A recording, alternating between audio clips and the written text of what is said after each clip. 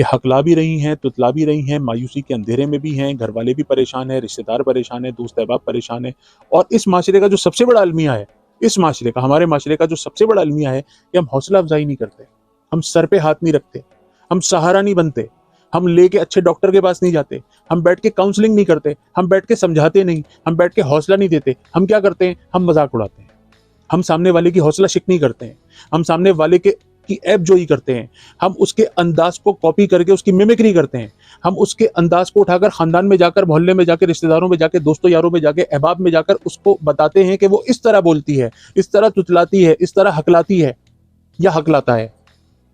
یہ تو ہمارے ایک عام سی بات ہے نا، جب تک وہ بیماری ہم میں نہیں ہوگی، ہماری خدا نہ خواستہ آل اولاد میں نہیں ہوگی، ہماری فیملی میں نہیں ہوگی، جب تک ہمیں احساس نہیں ہوگا کہ سامنے والا کس کرب اور کس اذیت میں مبتلا ہے۔ وَإِذَا مَرِضْتُ فَهُوَ يَشْفِينِ۔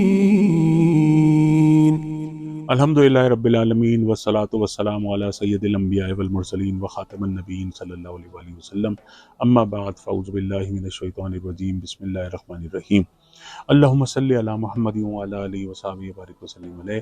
آپ کے بیحد پسندیدہ ویلاگ کے ساتھ آپ کا میزبان آقا منہاج ایک بار پھر حاضر خدمت ہے۔ السلام علیکم ورحمۃ اللہ وبرکاتہ۔ سوشل میڈیا پہ اس بار سوال آیا ہے کہ میں بہت کوالیفائڈ ہوں، بہت پڑھی لکھی ہوں، اللہ تبارک و تعالیٰ نے مجھے بہت خوبصورت بنایا ہے اور مجھ میں وہ تمام صلاحیتیں موجود ہیں جو ایک خاتون کے اندر ہوتی ہیں۔ انڈر ایج ہوں، زیادہ عمر بھی نہیں ہے میری۔ ابھی میں شادی کی تیاری میں میری فیملی لگی ہوئی تھی، میں ایک جگہ جاب بھی کرتی تھی، ایک انسٹیٹیوشن میں جاب کرتی تھی، بچوں کو پڑھاتی تھی، خود بھی کافی کوالیفائڈ ہوں جیسا کہ میں نے بھی بتایا، اور اچانک ان کی زندگی میں ایک مسئلہ آ گیا۔ خاتون کی زندگی میں پرابلم یہ آئی ناظرین محترم کہ اچانک ان کی زبان کے اوپر کوئی ایسا افیکٹ ہوا جس کی وجہ سے وہ ہکلانے اور تتلانے لگ گئیں، یعنی کہ بولنے میں رکاوٹ اور زبان کا گول ہو جانا یا موٹا ہو جانا کہ وہ تتلانے لگ گئیں، مطلب ہوتے نا جس طرح توتلے لوگ ہو جاتے ہیں۔ تو یہ اس وجہ سے ان خاتون کی جو زندگی ہے یہ تہوبالا ہو گئی۔ اب بجائے یہ کہ وہ رشتوں کی طرف جاتی، اب وہ اسپیچ تھراپسٹ اور نیورولوجسٹ اور ڈاکٹرز کی طرف چلی گئیں، اور انہوں نے پھر وہاں سے اپنا علاج کرانا شروع کر دیا۔ علاج میں پرابلمز آتی رہیں، کبھی کچھ بہتری آئی، کبھی پھر خرابی کی طرف بات چلی گئی۔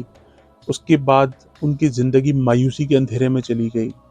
اس کے بعد ظاہر ہے جو لڑکی خوبصورت ہو، کوالیفائڈ ہو، پڑھی لکھی ہو، اپنے پیروں پہ کمپلیٹلی کھڑی ہوئی ہو، اپنی گھر کو چلا رہی ہو، اپنے خرچے اٹھا رہی ہو، ایجوکیشنسٹ ہو، پڑھا رہی ہو، انسٹیٹیوشن میں جاب کرتی ہو، اور اچانک اس کی زندگی میں ہکلانا اور تتلانے جیسی چیز شامل ہو جائے، تو اب بتائیے کہ اس معاشرے میں، اس پاکستان میں، ہمارے اس معاشرے میں اب اس بچی سے شادی کوئی کیسے کر سکتا ہے؟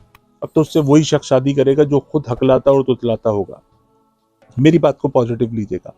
اب اس طرح کے سوالات ہمارے پاس سوشل میڈیا پہ آتے ہیں کہ ہکلا بھی رہی ہیں، تتلا بھی رہی ہیں، مایوسی کے اندھیرے میں بھی ہیں، گھر والے بھی پریشان ہیں، رشتہ دار پریشان ہیں، دوست احباب پریشان ہیں، اور اس معاشرے کا جو سب سے بڑا المیہ ہے، اس معاشرے کا، ہمارے معاشرے کا جو سب سے بڑا المیہ ہے کہ ہم حوصلہ افزائی نہیں کرتے، ہم سر پہ ہاتھ نہیں رکھتے، ہم سہارا نہیں بنتے، ہم لے کے اچھے ڈاکٹر کے پاس نہیں جاتے، ہم بیٹھ کے کاؤنسلنگ نہیں کرتے، ہم بیٹھ کے سمجھاتے نہیں، ہم بیٹھ کے حوصلہ نہیں دیتے، ہم کیا کرتے ہیں؟ ہم مذاق اڑاتے ہیں، ہم سامنے والے کی حوصلہ شکنی کرتے ہیں، ہم سامنے والے کی عیب جوئی کرتے ہیں، ہم اس کے انداز کو کاپی کر کے اس کی میمکری کرتے ہیں، ہم اس کے انداز کو اٹھا کر خاندان میں جا کر، محلے میں جا کے، رشتہ داروں میں جا کے، دوستوں یاروں میں جا کے، احباب میں جا کر اس کو بتاتے ہیں کہ وہ اس طرح بولتی ہے، اس طرح تتلاتی ہے، اس طرح ہکلاتی ہے یا ہکلاتا ہے۔ یہ تو ہمارے ایک عام سی بات ہے نا، جب تک وہ بیماری ہم میں نہیں ہوگی، ہماری خدا نہ خواستہ آل اولاد میں نہیں ہوگی، ہماری فیملی میں نہیں ہوگی، جب تک ہمیں احساس نہیں ہوگا کہ سامنے والا کس کرب اور کس اذیت میں مبتلا ہے۔ قبر کا حال صرف مردہ جانتا ہے۔ جس کی بچی کے رشتے نہیں آ رہے اس کے ماں باپ سے پوچھیں، جس گھر کے اندر کوئی بیمار وینٹیلیٹر پر ہے ہاسپٹل میں اس کے بچوں سے پوچھیں، جس کے گھر میں کوئی لڑکی ہکلا رہی ہے، تتلا رہی ہے، اس کے بھائیوں سے پوچھیں، اس کی بہنوں سے پوچھیں، جس کا بچہ ہکلا رہا اور تتلا رہا ہے اس کے ماں باپ سے پوچھیں، ان کے دل پہ کیا گزر رہی ہے، ان کے دل پہ کیسے سانپ لوٹ رہے ہیں، ان کے دلوں کے اوپر کیا گزر رہی ہے، ان کے کھانے پینے کس طرح ہضم ہو رہے ہیں، وہ کس طرح اپنی مرضی کے کپڑے پہن رہے ہیں, وہ کس طرح اچھی دعوتوں میں جا رہے ہیں, وہ کس طرح پکنک پوائنٹس پہ جا رہے ہیں, وہ کس طرح اپنی زندگیوں کو انجوائے کر رہے ہیں. ان سے پوچھئے جن کے گھر میں ان کی بچیاں ہکلا رہی ہیں, تتلا رہی ہیں. آپ تو جا کے ان کی ممکری کرتے ہیں, آپ تو جا کر دوست احباب میں, رشتہ داروں میں ان کی نقلیں اتارتے. یہ مسئلہ جب تک آپ کے ساتھ یا خدا نہ خواستہ آپ کے بچوں کے ساتھ یا آپ کے بہن بھائیوں کے ساتھ نہیں ہوگا, خدا نہ خواستہ, جب تک آپ کی آنکھیں نہیں کھلنے والی. تو ایسے مسئلے جو سوشل میڈیا پہ میرے پاس آتے ہیں تو مجھ سے پوچھا جاتا ہے کہ میں اس کو یہ کوئی وظیفہ دوں.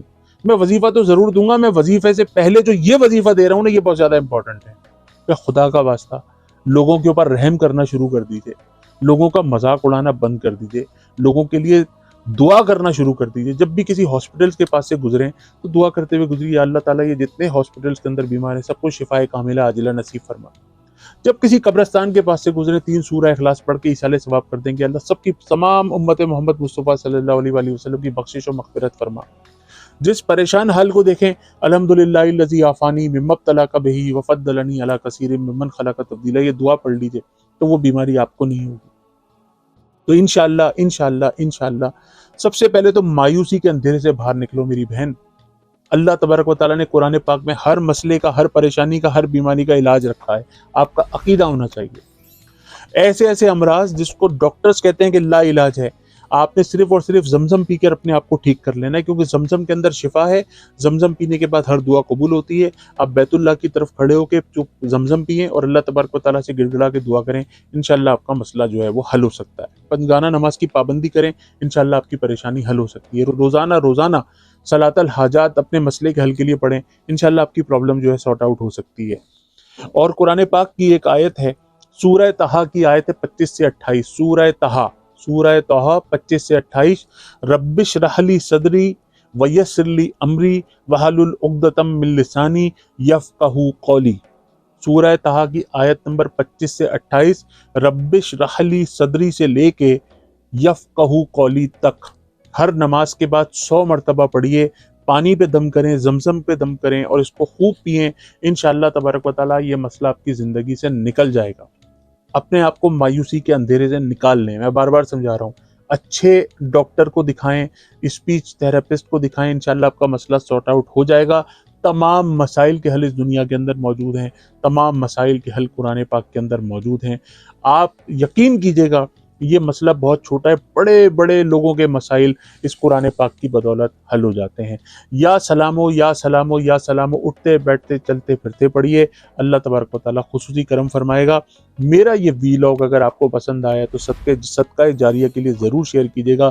میری اسکائپ آئی ڈی آغا منہاج اور میرا واٹس ایپ نمبر اسکرین کے اوپر موجود ہے, اس پہ آپ مجھ سے رابطہ کر سکتے ہیں. میں انشاءاللہ پوری کوشش کروں گا کہ آپ کی قرآن و سنت کی روشنی میں آپ کی رہنمائی کر سکوں. اور پنجگانہ نماز کی پابندی کریے, باوضو رہنے کی کوشش کیجیے, زمزم کا کثرت سے استعمال کیجیے, ہر فرض نماز کے بعد آیت الکرسی پڑھیے, تسبیح فاطمہ پڑھیے, بھوکے کو صدقے کا کھانا کھلائیے, پرندوں کو باجرہ ڈالیے. جب بڑے بڑے مسائل آپ کی زندگی میں شامل ہو جائیں تو منت مان لیجئے, اللہ تبارک و تعالیٰ سے تجارت کر لیجئے. گھر میں والدین موجود ہیں تو ان کی دست بوسی کیجئے, قدم بوسی کیجئے. انشاءاللہ تبارک و تعالیٰ آپ کے تمام مسائل جو ہیں وہ حل ہو جائیں گے. اپنے میزبان آغا منہاج کو اگلی ویڈیو تک کے لیے اجازت دیجئے. السلام علیکم ورحمۃ اللہ وبرکاتہ. وَإِذَا مَرِضْتُ فَهُوَ يَشْفِينِ